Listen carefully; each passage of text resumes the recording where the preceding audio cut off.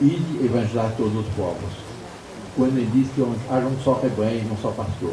Isso é o anúncio de uma restauração católica, depois um castigo, depois castigo seja uma purificação do mundo, um castigo para os maus e uma libertação para os bons. Mas ela nos convida para o combate, ela nos convida para a luta, ela nos convida para a oração, ela nos convida para o apostolado. Nós temos obrigação de fazer esse apostolado. E esse triunfo do Imaculado Coração de Maria já foi anunciado por vários santos.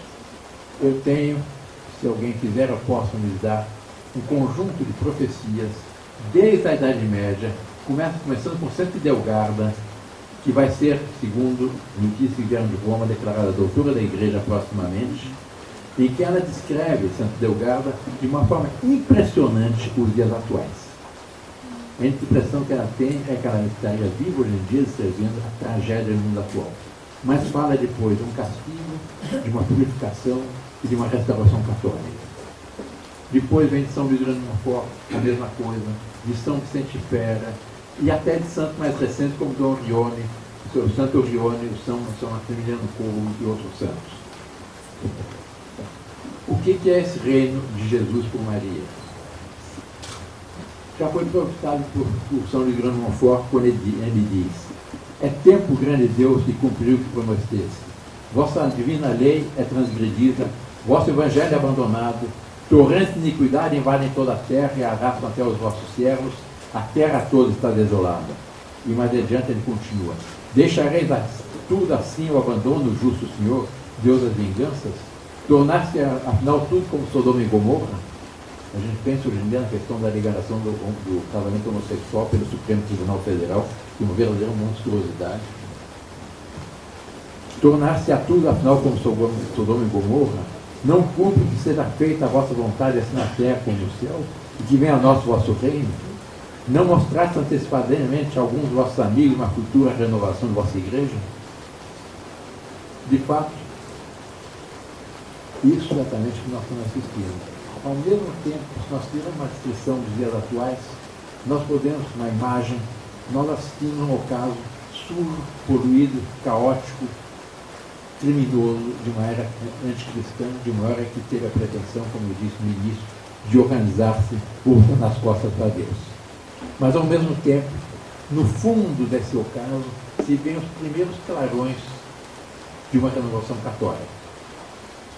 A devoção Nossa Senhora aumentando, na juventude, uma procura de absoluto extraordinária. Ontem ainda eu tive a ocasião de fazer uma palestra numa cidade satélite, Brasília, cidade ocidental, em que eu fiquei impressionado com o número de jovens que estavam presentes, e todos eles se estruturam em nome de um movimento chamado, uma associação chamada Associação Família e Juventude Católica, em que querem a restauração não só de uma civilização mais moralizada, mas sobretudo uma civilização católica, de uma civilização em que se renova até a liturgia, a volta às tradições litúrgicas, como aliás está favorecendo o Papa Bento XVI, e uma restauração de todo o esplendor da Igreja Católica. Mas isso não é só aqui. Eu estive recentemente em Montes Claros, eu encontrei grupos de jovens da mesma forma. Eu fui convidado para fazer uma palestra na Universidade de Montes Claros, chamada de Montes, num auditório muito grande, sobre a ética na história do Brasil.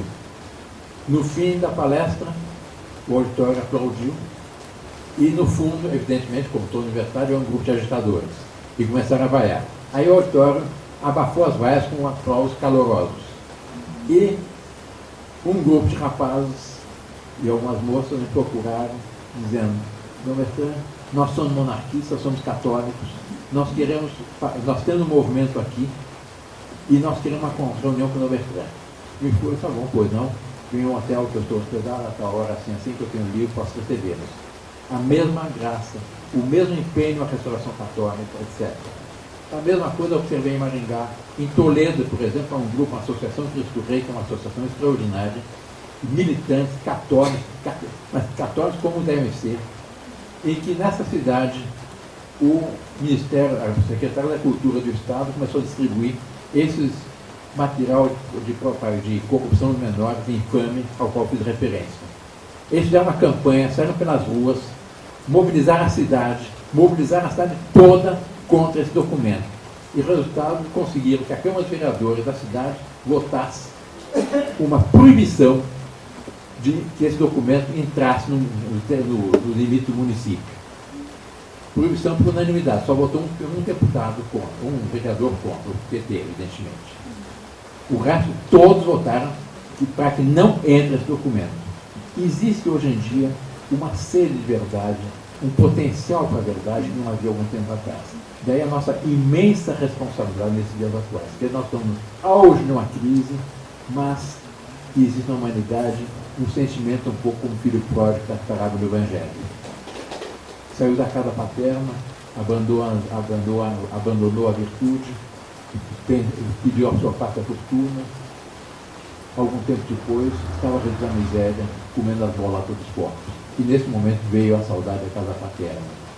Se nós formos analisar o estado psicológico da opinião pública brasileira, e no mundo inteiro se dá o mesmo fenômeno, começa a nascer a saudade da casa paterna. A nossa casa paterna, qual é? É a Santa Igreja Católica Apostólica Romana. Daí a nossa imensa responsabilidade. O que é o reino de Cristo pelo reino de Maria? É nem mais nem menos aquilo que nós rezamos todos os dias no Padre Nosso. Venha o nosso vosso reino, seja feita a vossa vontade, assim na terra como no céu. Isto é, que isso se realize nesse mundo. Não, evidentemente, não será que não devemos ter nenhuma ilusão, até o fim do mundo o demônio continuará a agir. Mas está previsto por tantos santos, uma coleção extraordinária, eu quero ler alguns testemunhos a mais, de que, de fato, a palavra do nosso Senhor Jesus Cristo se realizará. São Paulo já dizia também, é necessário que Cristo reine. O profeta Davi dizia, todos os reis da terra irão adorá-lo, hão de servi-lo todas as nações. Nosso Senhor, no Pai Nosso, exatamente diz, venha nosso vosso reino, seja feita a vossa vontade, assim na terra como no céu. São João Crisóstomo diz o seguinte, o povo fiel reza, Jesus Cristo ordena que o faça com amplitude universal, isto é, abarcando o mundo inteiro. O fiel, de fato, implora que a divina vontade seja feita não só nele, mas também sobre toda a terra. E isso com o fim que seja eliminado da face da terra o erro, e sobre ela reina a verdade, que será destruído o vício, e que floresça em seu lugar a virtude, e que a terra não seja diferente do céu. Isto é, nós temos a obrigação de fazer dessa terra uma anticâmara do céu. A terra é um vale de lágrimas, é um período temporário, mas a nossa obrigação de apostolado é fazer da terra uma anticâmara do céu. Nós somos católicos, mas católicos militantes. O Padre Samuel certamente ensinou aos seus fiéis que existe a igreja triunfante, que são os almas que estão no céu, a igreja padecente que estão no purgatório, e a igreja militante somos nós. Nós somos militantes. Militantes vem de luta e militar. Nós, qualquer um que seja, não apenas os homens, diretamente as senhoras, como a Dona Rita tem feito com esses seus livros, seu apostolado. Nós temos que militar pela restauração católica. Na certeza que nessa luta nós venceremos, porque Nossa Senhora prometeu. Por fim, o Imaculado Coração triunfará. Nós estamos numa luta difícil, somos minorias, mas jogamos com as capas marcadas, a capa marcada pelo homem. A providência do nosso lado. A ordem natural das coisas é católica. Tertuliano, o grande pensador do primeiro tempo da cristandade, que infelizmente teve um fim infeliz, mas dizia não só que o sangue de mártir é semente de cristãos, mas dizia uma outra frase que eu gosto mais para Samuel, a alma humana naturalmente é cristiana, a alma humana é naturalmente cristã, é naturalmente católica. Toda a nossa psicologia do homem está ávida da religião católica. É por isso que nós façamos apostolado. Dom Orione fala disso, ele também anuncia, profetiza essa restauração católica. Santo Orione, o que ele diz? Uma grande época está para nascer. Teremos novos céus e nova terra, novos céus e nova terra. A sociedade restaurada em Cristo reaparecerá mais jovem, mais brilhante, mais reanimada, mais renovada, guiada pela Igreja. E São Maximiliano Kolbe, o mártir dos campos de concentração, dizia: A Imaculada se tornará a rainha do mundo inteiro e de cada uma das almas.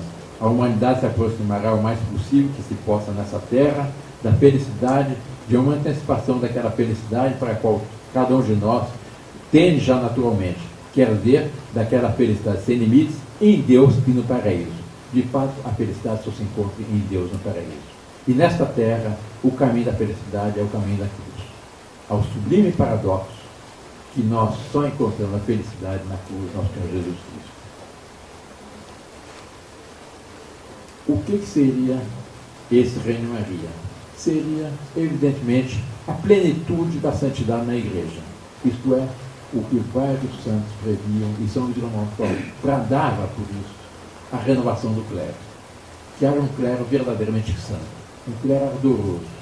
Há um adágio popular que diz: a Padre Santo corresponde ao povo fervoroso, a Padre fervoroso, povo piedoso, a Padre piedoso, povo correto, a Padre correto, povo medíocre, e a Padre medíocre, povo corrupto. É por isso que haja Padres santos, verdadeiramente santos, e que haja plenitude da santidade na Igreja. E é o que tanto nós devemos rezar.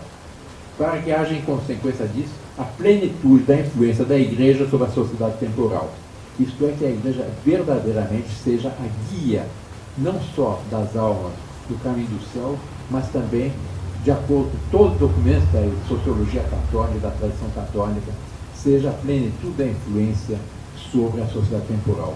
Quando se vê os documentos pontifícios sobre exatamente o direito de propriedade, sobre a família, sobre toda a estrutura da sociedade, se vê a imensa, magnífica sabedoria da Santa Igreja Católica Apostólica Romana, inspirada pelo Divino Espírito Santo. É por isso que há a plenitude da influência da Santa Igreja sobre a sociedade temporal. E a plenitude da adaptação das leis humanas à lei divina. Uma das imensas tragédias, o caos legislativo, a corrupção que há na justiça, a ponto que a ministra Hélène Calmont recentemente afirmou que na justiça há um conjunto de bandidos. Isso é uma polêmica muito grande. E eu acho que o ministro Matias não discordará do que se disse a ministra Hélène Calmont. O caos se deve a quê? A corrupção. É que não há, infelizmente, não estão inspirados pela doutrina católica. Há uma hierarquia de leis. Assim como a lei municipal não pode contrariar a lei estadual, a lei estadual não pode contrariar a lei federal, com muito mais razão, a lei humana não pode contrariar a lei natural. Porque a lei natural é a lei escrita pelo dedo de Deus na alma do homem. E a lei de Deus, o decálogo. Se houvesse essa adaptação das leis humanas à lei de Deus, o mundo seria outro. Santo Agostinho sugere o seguinte pensamento: imagine uma região, uma cidade, uma região, uma nação, em que os habitantes cumpram apenas 10 mandamentos da lei de Deus. Que problemas haveria? Seria o que nós rezamos no Padre Nosso. Venha a nós vosso reino, seja feita vossa vontade, assim na terra como no céu. Não haveria assassinos, não haveria falta de respeito aos pais, às autoridades. O mundo seria uma antiga do céu. Um grande rei, santo, do qual me orgulho também ter sangue dele em minhas veias, Santo Estevão, rei da Hungria, que era bárbaro e converteu-se. Depois de sua conversão, ele otorgou a primeira Constituição da história. Sabe qual foi? A Constituição do Reino da Hungria. A nova Constituição húngara se orgulha desse fato. Simplesmente os 10 mandamentos da lei de Deus. Foi a primeira Constituição da história. Uma coisa que poucos sabem, mas é uma verdadeira maravilha. E nesse Reino de Maria haverá algo que Dom Luiz, meu irmão, chefe da Câmara Imperial, insiste muito. E que está definido nesse ponto, é um ponto que a mim me enche a alma e eu vejo uma razão de ser isso, o que está afirmado pelo Santo Padre, o bem-aventurado Pio IX, na sua encíclica Quanta Cura. Ele diz algo extraordinário. Diz Pio IX, na Quanta Cura: os reinos subsistem quando tem por fundamento a fé católica. Tem que ser a fé católica. E o poder foi conferido, o poder real foi conferido não só para o governo do mundo, mas principalmente para a sustentação da Igreja. De fato, a principal missão de um chefe de Estado seja de rei, seja do que for, é a sustentação da Santa Igreja Católica Apostólica Romana. E que haveria de melhor uma nação do que um governo que sustente a Santa Igreja, que garanta o cumprimento das leis da Igreja, que garanta a coerência da legislação civil, da legislação temporal, com a legislação da Igreja, com a lei de Deus, com o direito natural. Que vantagem maior poderia ter uma nação? O grande Garcia Moreno, chefe de Estado do Equador, que morreu mártir, aliás, não sei se o ministro Mania sabia, assassinado por ordem de Bismarck, o chanceler protestante infame da Prússia, e depois da Alemanha. Ele, quando soube que havia na América Latina um chefe de Estado que acompanhava a Operação Sexta-feira Santa, de pés descalços, carregando uma cruz, ele, por meio das lojas maçônicas, de ordem, é preciso assassinar esse homem. E, de fato, hoje está provado que a maçonaria equatoriana recebeu ordem da maçonaria alemã para assassinar Garcia Moreno. Garcia Moreno tinha como lema de governo algo que me agrada muitíssimo: liberdade para tudo e para todos, menos maus malfeitores.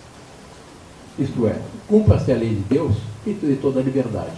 Não há mais liberdade maior, não há possibilidade de liberdade maior numa nação do que o respeito à lei de Deus. Não há tirania mais terrível quando se volta as costas para Deus. Se nós formos a prever o que está previsto no Plano Nacional de Direitos Humanos, assinado pelo presidente Lula, será a pior tirania da história da humanidade. É tudo relativizado, a propriedade relativizada, a família destruída, os símbolos religiosos são excluídos, é proibido defender a lei de Deus. Pensando, portanto, a Santíssima Virgem que nos ajude a, em homenagem a ela, exatamente cumprirmos o apelo que ela nos faz, que é exatamente lutarmos pelo reino de Maria, para assim que reine nosso Senhor Jesus Cristo nesse mundo. Lutarmos como? Em primeiro lugar, difundindo a mensagem de Fátima, difundindo a devoção à Santíssima Virgem, fazendo penitência, respeitando os princípios católicos e fazendo apostolado. Dizia São Paulo: ver mihi se não evangelizava. Ai de mim se não evangelizar. Ai de mim se não fizer apostolado. Ai de mim se tiver a pretensão a salvar apenas a minha alma. Ninguém vai sozinho para o céu ou para o inferno.